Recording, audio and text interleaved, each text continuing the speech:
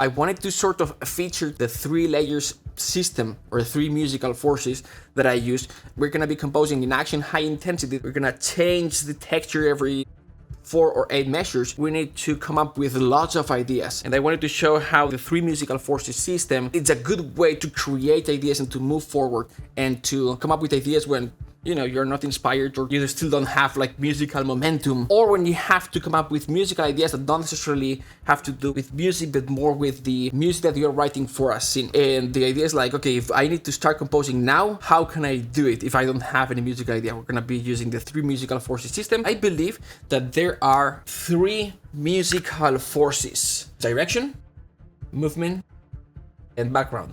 So musically speaking, we're gonna have like a musical force that we can hear, and usually this is gonna be a melody, something like it brought us from this tonic place to this dominant place where it needs to resolve. Again, dominant with more tension. And it ends. And it's like, if we listen, that musical element, it's taking us from point A to point B. But it can be whatever other thing. It can be, creating tension for something that's more, so like pianissimo sul tasto, tonal texture, something that's more chromatic or dissonant, more clustery, with a brush coming in, like a big, long orchestral swell. That's taking us from a place of rest to a place of tension. It can be increasing tempo, whatever it is that is taking the listener from point A to point B. Then we've got movement. Movement is the motor of the music, and usually we're gonna associate that to sort of like ostinato or a rhythm or a percussion or something, but it's basically what that moves the music forward. It can be something as obvious as that, sort of like an ostinato or a percussion bed, but it also can be something like 2 chords moving back and forth, type of thing, right? Or 2 notes. It's, whatever is creating movement. And then finally, we've got background. Background is that sort of like background material that we don't hear that much. It's there. If we got rid of it, all of a sudden it's like, oh, there's something missing. But it's something that you more like feel. You feel that's there, but you don't clearly hear. We're talking about all the sustained notes, all the things that are behind these more obvious elements that sort of like give support, or I sometimes call it glue. It's what connects everything else together. And then there are a couple of more elements, is the enhancers and bass. I'll talk about this in a second, but these are the 3 musical forces. Sometimes you have just a melody or just like the direction element. You can have just the strings doing a melody.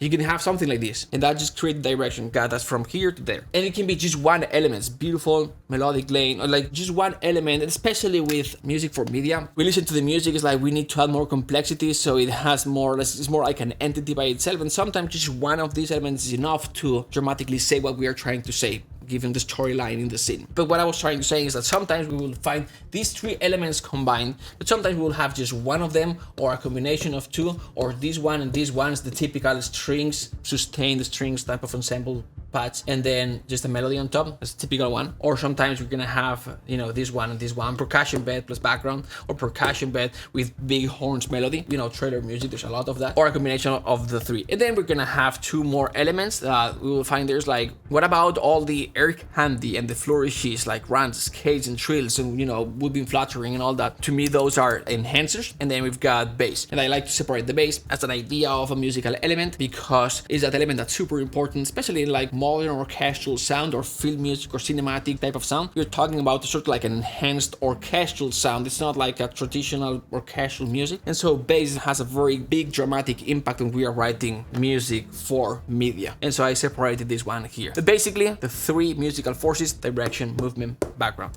All right, let's put this to test. We're gonna compose this sketch. It's for sort of like action, high intensity type of music. I'm gonna use a piano. I recommend having a series of piano tracks so you can separate the different ideas. Maybe this is direction, maybe this is background, maybe this is movement, whatever it is. I think I'm gonna do 7/8.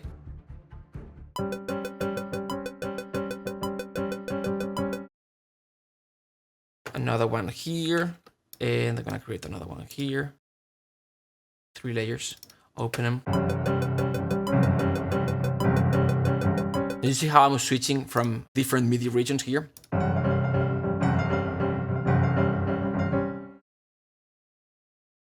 gonna record this here.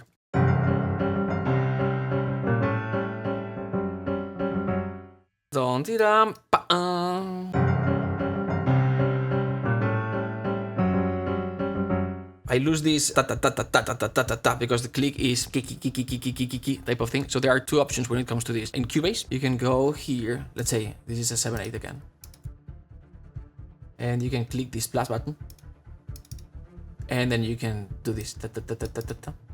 So it just like helps you with the. Or if you don't have this, what I like doing is go here to drums and just. Sometimes for this type of meters, it feels a little bit easier to compose on top of something like this than the click.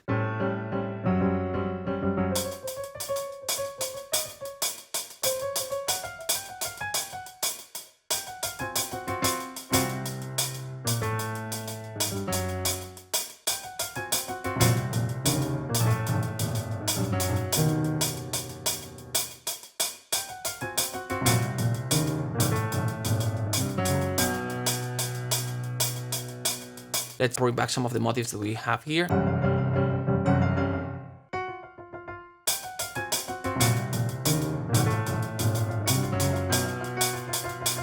This doesn't work.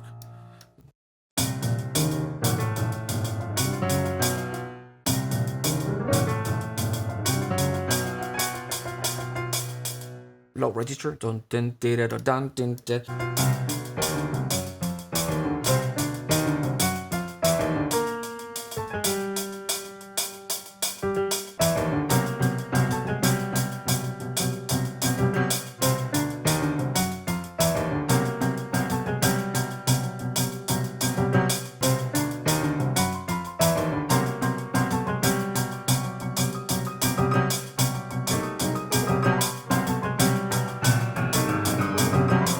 So 4 layers here. You can see how we are getting to this more climatic moment. All right, let's see what we've got so far.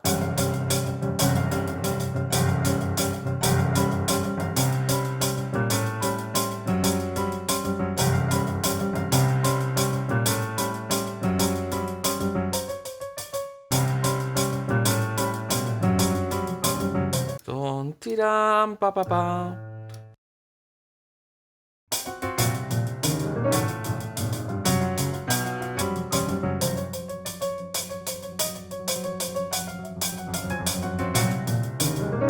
So this is gonna be sort of like a trills tremolo type of thing, and maybe it's just like a super low.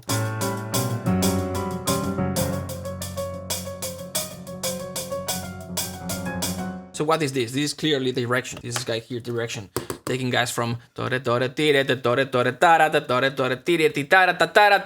climatic point and connects to the next one. What else we've got? This is basically background. What is this doing? This basically. And then we've got same thing here. This is basically background as well, again. And then we've got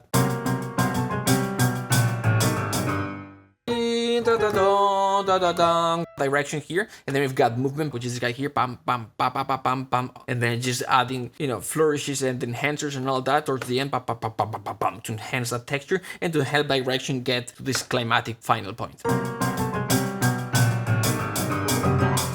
This can be big when you orchestrate this. Let's see what we've got.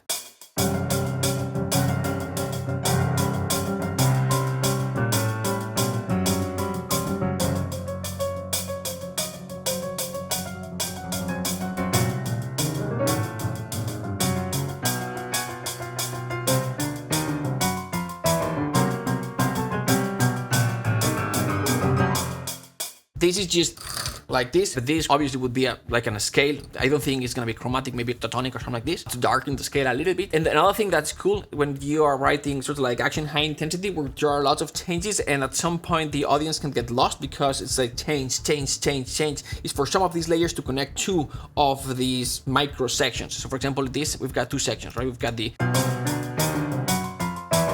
so we've got tan tan tan tan, and then we've got this part here.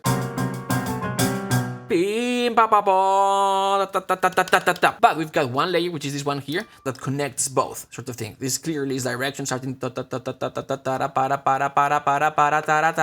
It starts here and it connects two of them.